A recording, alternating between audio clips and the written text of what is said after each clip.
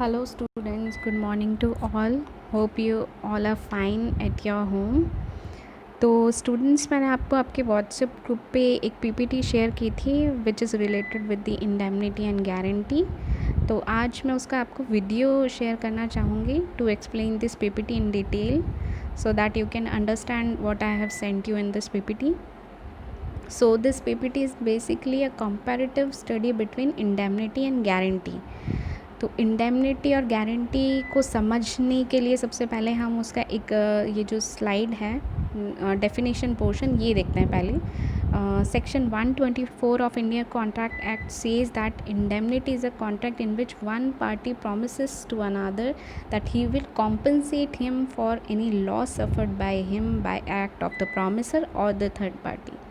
यानी कि अगर इसके एसेंशियल एलिमेंट्स पे अपन जाएँ तो वो क्या है कि दो पार्टी आपस में कॉन्ट्रैक्ट कर रही है और कॉन्ट्रैक्ट किस चीज़ पे कर रही है कि अगर पार्टी को यानी पहले पक्षकार को कोई लॉस होता है तो वो लॉस बियर करेगी कौन? दूसरी पार्टी।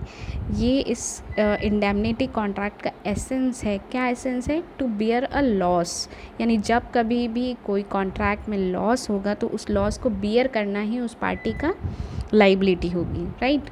अगर इसको हम कंपैरेटिवली पढ़ें गारंटी से, तो गारंटी दी हुई है under section 126 of Indian contract act. और गारंटी क्या क्या होती है? Guarantee is a contract in which a party promises to another party that he will perform the contract और compensate the loss in case of default of third person. ये there person नहीं है, इसको आप करेक्ट कर लेना, ये है थर्ड पर्सन, ठीक है, ये इसका करेक्शन है। It is a contract of guarantee, यानी कि गारंटी इज़ बेसिकली इसमें तीन पार्टीज़ होती हैं।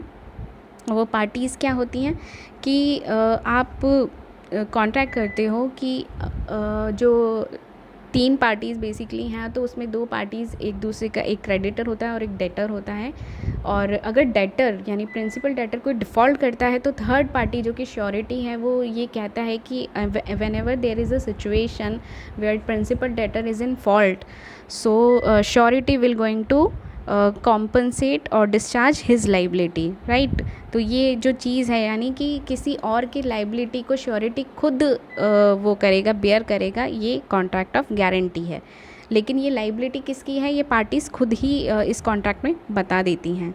सो अब हम बात करते हैं कि पर्पस आखिर लोग बाग क्यों कॉन्ट्रैक्ट ऑफ इंडेमनिटी करते हैं, या वो इंडेमनिटी करने की बजाय गारंटी क्यों करते हैं। तो अगर हम इसके पर्पस पे जाएँ तो अगर सिर्फ हमें कॉन्ट्रैक्ट करना है to reimbursement of loss to the indemnity holder, यानी सिर्फ अगर हमें किसी का लॉस ही बियर करना है, उसकी पूरी लाइबिलिटी नहीं हमें बियर करनी है, सिर्फ लॉस ही बियर करना है, तो हम कौन सा कॉन्ट्रैक्ट करते हैं? Contract of indemnity. On the other hand हम कॉन्ट्रैक्ट ऑफ गारंटी कब करते हैं? जब हम क्रेडिटर को कोई श्योरिटी चाहिए होती है, अगर उसको लगता है कि principal debtor may going to fault in future, या उसको डाउट होता है कि अगर इसने कोई फॉल्ट कर दिया तो श्योरिटी जो होता है सिक्योर करने के लिए क्रेडिटर को ये कॉन्ट्रैक्ट ऑफ गारंटी की जाती है, राइट। अगर हम एग्जांपल्स की बात करें कि इंडेमनिटी का बेस्ट एग्जांपल कौन सा होगा टू अंडरस्टैंड कि ऐसे कौन सी कॉन्ट्रैक्ट होते हैं जिसमें पार्टीज़ लॉस बियर करने की बात करते हैं, तो जो इंश्योरेंस कॉन्ट्रैक्ट होते हैं, ये सारे कॉन्ट्रैक्ट्स कौन सी कैटेगरी में आते हैं? इंडेमनिटी के कॉन्ट्रैक्ट में आते हैं। इसमें लाइफ इंश्योरेंस कवर नहीं होता है, आप इसको नोट कर लीजिएगा इस बात को।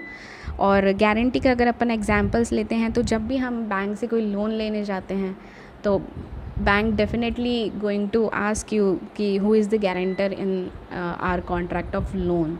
तो आपको बताना होता है कि अगर in case I am at the default then this person will going to bear my liability. तो वो डिस्चार्ज कौन करेगा, तो आप उसको गारंटी के तौर पे एक श्योरिटी बताते हो कि ये मेरा श्योरिटी है। So this is the basic difference, और you can understand these two contracts, indemnity and guarantee. अब एसेंशियल एलिमेंट्स पे अगर अब हम आते हैं तो सबसे पहले हम उससे पहले जानते हैं कि इसमें पार्टीज़ कितनी होती हैं। तो इंडेमनिटी और गारंटी में हमेशा बच्चे कंफ्यूज होते हैं, क्योंकि कहीं ना कहीं उनको लगता है कि ये उनका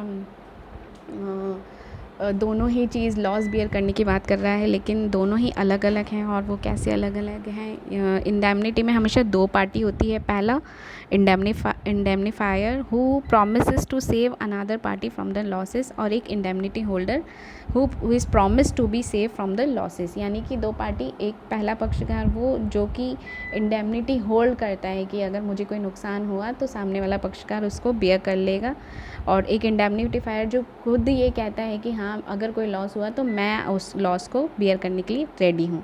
गारंटी में ऑन द अदर हैंड तीन पार्टीज़ होती हैं। पहली पार्टी होती है creditor, the person to whom guarantee is given, principal debtor the person in respect of whose default guarantee is given, and surety the person who gives the guarantee, right? तो अगर इसको बहुत ही literal term में अगर समझा जाए तो creditor वो होता है जो कि आपको मतलब कि जो आपको ऋण दाता है, ऋण दे रहा है आपको, ठीक है। प्रिंसिपल डेटर जिसकी लाइबिलिटी है उस ऋण को चुकाने की, और श्योरिटी जो कि अगर आपका जो ऋणी है अगर वो किसी फॉल्ट में होता है तो वो surety will going to say that I will going to bear the liability of ऋणी, that is principal debtor, right. अब हम एसेंशियल एलिमेंट्स पे आ जाते हैं कि एसेंशियल एलिमेंट्स क्या होते हैं। तो इंडेमनिटी में सबसे पहले जितने भी हम इससे पहले जो कॉन्ट्रैक्ट की हमने जो बातें करी हैं आपके फर्स्ट सेमेस्टर में, तो वो सारा जो भी कॉन्ट्रैक्ट के एक वैलिड कॉन्ट्रैक्ट के लिए जो एसेंशियल एलिमेंट चाहिए होते हैं कि पार्टीज़ मेजर होनी चाहिए, पार्टी कोई फ्रॉड, कोई मिस रिप्रेजेंटेशन, जो भी उसके एसेंशियल एलिमेंट्स है वो फुलफ़िल होने चाहिए। तो वो वाली सारे कॉन्ट्रैक्ट वाला जो बेसिक एलिमेंट्स है वो इसमें भी होंगे। दूसरा, ये जो कॉन्ट्रैक्ट है वो एक्सप्रेस भी हो सकता है और एम्प्लाइड भी हो सकता है, दैट इज़ ट्रू। नेक्स्ट है there must be occurrence of loss and damage. ये बहुत इंपॉर्टेंट चीज़ है कि आपका जो इंडेमनिटी का कॉन्ट्रैक्ट है वो तभी एक्टिव होगा या तभी इन्फोर्स होगा जब आप का कोई लॉस या डैमेज हुआ हो। अगर आपका कोई लॉस या डैमेज नहीं होता है तो there will be no liability of the indemnifier, right. और ये एक कॉन्टीजेंट कॉन्ट्रैक्ट है, यानी कि कंडीशन बेस्ड कॉन्ट्रैक्ट है, और कंडीशन क्या है? लॉस होना, ठीक है। On the other hand guarantee की अगर हम बात करें तो गारंटी के वही सारे एलिमेंट्स जो एक वैलिड कॉन्ट्रैक्ट के लिए चाहिए, ये भी एक्सप्रेस और इम्प्लाइड हो सकता है, लेकिन इसमें जो प्रिंसिपल डेटर है उसका फेल होना बहुत ज़रूरी है लाइबिलिटी के। मान लीजिए आपने कॉन्ट्रैक्ट किया, क्रेडिटर और प्रिंसिपल डेटर ने आपस में, और प्रिंसिपल डेटर ने श्योरिटी भी दिया, एक गारंटर भी दिया, लेकिन उसने